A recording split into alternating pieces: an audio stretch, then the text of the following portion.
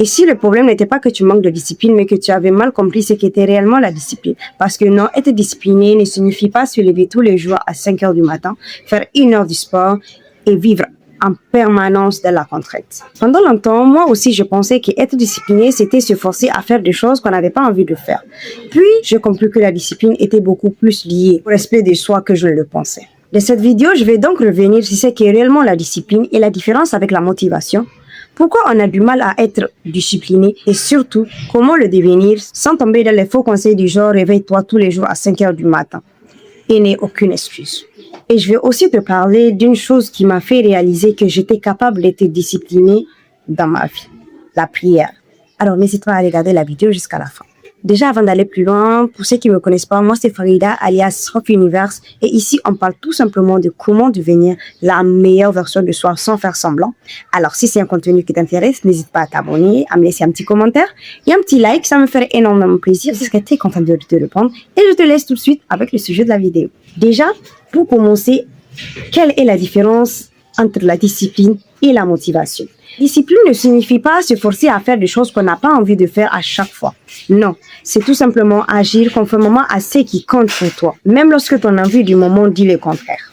Et quant à la motivation, elle dépend de l'humeur. Elle fluctue, dépend de la fatigue, des émotions, du contexte. Peut être forte un jour et insuffisante un autre jour. Elle est bien pour commencer, mais pas pour continuer.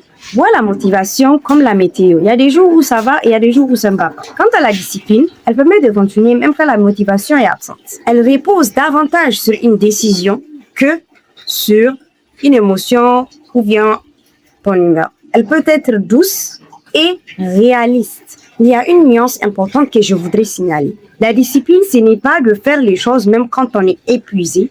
Non. Il faut distinguer les « je n'ai pas envie » à « je suis complètement épuisé et fatigué, je ne peux pas le faire ». Car c'est énormément différent. La discipline ne consiste pas à ignorer les besoins légitimes de son corps.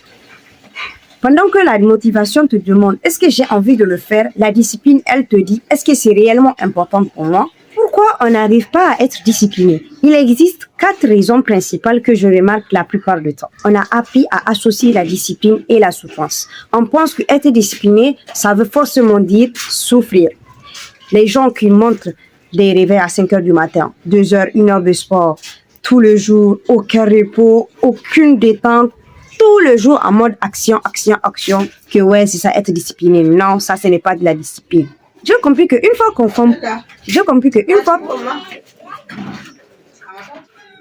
croit que la discipline est égale à souffrance, on commence à remarquer les contenus qui confirment cette idée. La deuxième des choses, on attend la motivation. Alors que la motivation, comme je l'ai expliqué plus haut, c'est comme la météo. Elle monte, elle descend. Elle n'est pas toujours là. Alors si tu comptes sur la météo pour aller quelque part, tu es bien foutu. Parce que tu n'iras nulle part. Parce que la météo, elle est imprévisible. Et c'est exactement ça. La motivation est imprévisible. Si au moins elle te prévenait quand elle arrivait, ça serait mieux. Non, il y a des jours où tu te lèves, tu es à fond, tu es motivé. Et il y a des jours où tu es complètement au sol. Donc, arrête d'attendre la motivation parce qu'elle ne sera pas toujours présente. Même quand elle vient, elle risque de partir. La troisième des choses, on se fixe des objectifs impossibles. Oui, vous me direz, tout n'est pas impossible, tout est possible avec Dieu. Oui, je sais. Mais apprenez à vous donner des objectifs réalistes, pas des objectifs qui vous pousseront à abandonner avant même d'aller au quart du chemin. Imagine, tu as une to-do list de plus de 20 000 choses à faire par jour. Réveil à 5 heures, prière, sport, révision, 4 heures, ménage, école. Tu reviens, tu enchaînes. 1 jour, tu passes. 2 jours. Tu penses réellement que tu vas tenir sur le long avec un système comme ça? Non. Et tu vas directement penser, je suis indiscipliné. Non, tu n'es pas indiscipliné. C'est tout simplement ton système qui est impossible à tenir. La dernière des choses, on confond la perfection et la discipline, alors qu'ils n'ont absolument rien à voir.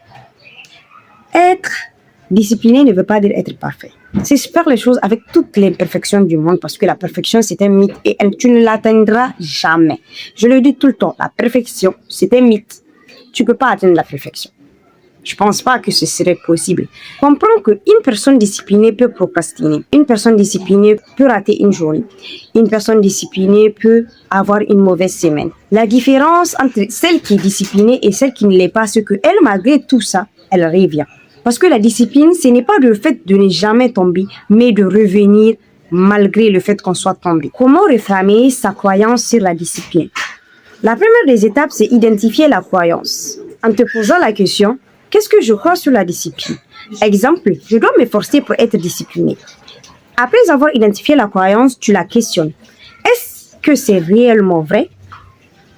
Tu te donnes des contre-exemples. Faire régulièrement quelque chose qu'on aime pour être discipliné et reposer quand on a réellement besoin n'est pas de l'indiscipline. Travailler intelligemment plutôt que longtemps ne signifie pas être paresseux. Et enfin, remplacer cette croyance. Passer de je dois m'efforcer à je peux faire des choses que j'aime et quand même être discipliné. Je n'ai pas besoin d'avoir envie pour agir en accord avec ce qui compte pour moi. Et nous entamons la dernière partie, comment devenir réellement discipliné et pas seulement du bullshit, mais du concret applicable immédiatement. Donc, après avoir écouté cette vidéo, tu peux directement passer à l'action. Premier conseil, décide à l'avance. Ne négocie plus. Quand tu sais ce que tu dois faire, va directement au bout. Arrête de te questionner du fait que est-ce que j'ai envie réellement de faire ça? Est-ce que je veux réellement faire ça? Je ne me sens pas fatiguée, nanana. Non. Fais directement la chose quand tu sais que tu dois la faire. En définissant le quoi, quand et où. Le quoi, faire du sport. Quand? À 18h. Où? Dans ma chambre, dans une salle de sport, c'est comme tu veux. Conseil numéro 2, commence ridiculement petit. Ne cherche pas à prouver que tu es discipliné, cherche à construire la preuve que tu peux être constante. Exemple, 20 minutes de révision, 30 minutes de sport, 10 minutes de sport, un peu de pilates, un peu de yoga, 10 minutes de lecture du Coran, de l'introspection, c'est quand tu veux. Juste commence petit. Cherche pas à lire 10 pages de livre une fois, même une seule page par jour. Commence une seule page par jour. Et ça, c'est déjà bien que de commencer avec 10 pages et de ne même pas atteindre 10 jours avant d'abandonner. Parce que déjà, quand tu fais 10 pages un jour et que tu abandonnes dès le deuxième jour, alors que quand tu fais même une seule page par jour, tu as déjà 10 pages en 10 jours. Et ça va te forcer à continuer parce que tu as l'impression que le travail n'est pas petit. Conseil numéro 3, fais moins de promesses et tu enlèves. Je pense que c'est la partie la plus intéressante qui existe de cette vidéo. Fais-toi des promesses que tu tiens. S'il y a bien une chose qui te fait perdre la confiance que tu as en toi, c'est le fait de ne pas tenir tes propres promesses. Imagine-toi quand quelqu'un te fait des fausses promesses. Est-ce que toi, tu crois réellement à cette personne malgré toutes les fausses promesses qu'il t'a faites? Je crois pas, non. Alors, c'est exactement pareil entre toi et ton cerveau. Fais-toi des promesses que tu peux tenir. Plutôt de te dire des choses du genre, je vais changer toute ma vie demain, choisis une promesse précise et réaliste. Promesse tenue devient une preuve. Je peux compter sur moi. Fait numéro 4, ne recommence pas à zéro. Une journée ratée ne doit pas devenir vent. Je recommence lundi. Fameux lundi prochain peut devenir une procrastination déguisée. Alors, reprends directement à la prochaine occasion. Et n'hésite pas à regarder ma vidéo « Pourquoi tu recommences toujours à zéro et comment sortir de ce cycle ?» Le lien est dans la barre d'infos. Le 5e conseil, ne compte pas uniquement sur ta volonté. Parce que même si tu as une bonne volonté et que ton environnement te facilite la distraction, tu vas choisir la distraction. Alors, matériel prêt quand tu dois réviser, ta tenue de sport déjà prête, notification coupée, téléphone hors de portée si c'est pas avec lequel tu travailles et si c'est le cas, mets une application qui bloque tout, ce qui est inutile pour tes révisions ou ton travail, peu importe. Espace de travail prêt et surtout une heure fixe. Le but c'est de rendre l'action facile et la distraction plus difficile.